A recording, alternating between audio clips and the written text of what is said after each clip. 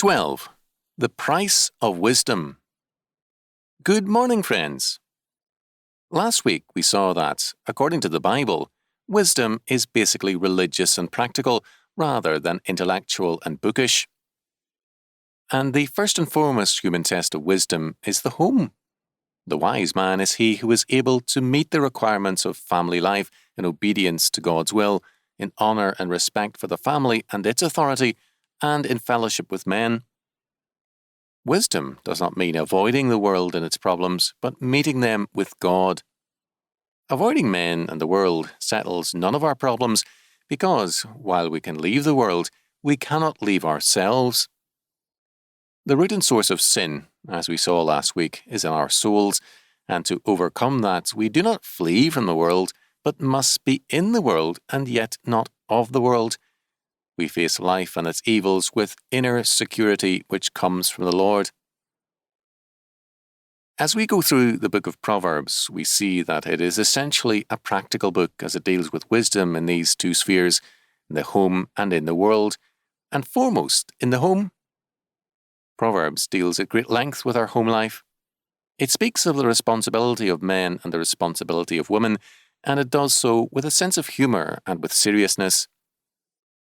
As we read through the book of Proverbs, we see the richness of its humour, and humour is a saving grace. The Lord certainly has it because He created us, didn't He? And we need a sense of humour as we deal with one another, especially in the home. We see also, as we go through the book of Proverbs, that wisdom crieth in the streets, as the concluding verses of chapter 1 tells us. She uttereth her voice in the streets. She crieth in the chief place of concourse, in the openings of the gates.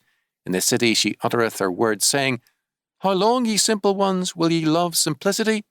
And the scorners delight in their scorning, and fools hate knowledge.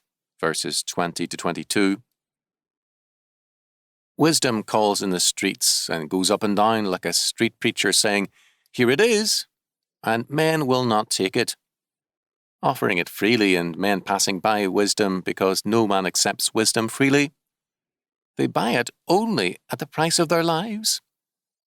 Not until we surrender our lives in the Lord do we get that wisdom which comes from the Lord. Not until we lay our life completely in His hands do we have that wisdom which enables us to see the deep things of God and to walk according to His will. The price of wisdom is the surrender of our own lives. We see also that wisdom is offered by the Lord, as the beginning of this first chapter tells us, to the open, to the foolish, to the young, and to the ignorant. This is a different plan of education than that of most schools. Schools have had entrance standards from the beginning of time. Plato, over the gates of his school, had inscribed these words, Let none enter here save geometricians only. Only those who were masters of geometry could apply to Plato to enter his school, and to this day advanced schools have entrance requirements. Let only the wise come in, only those who have learning. But this school of the Lord, concerning which Proverbs speaks, is open to all on one condition. None can enter who does not first of all see his own worthlessness before the Lord. None can enter bringing credentials. We only enter as we throw our credentials away and say, Nothing in my hands I bring, simply to thy cross I cling. This, then, is the meaning of the wisdom which is offered by Proverbs to those who are open, to make them subtle and to make them wise. Ho, everyone that thirsteth, come ye to the waters, and he that hath no money, come ye, buy and eat. Yea, come, buy wine and milk without money and without price.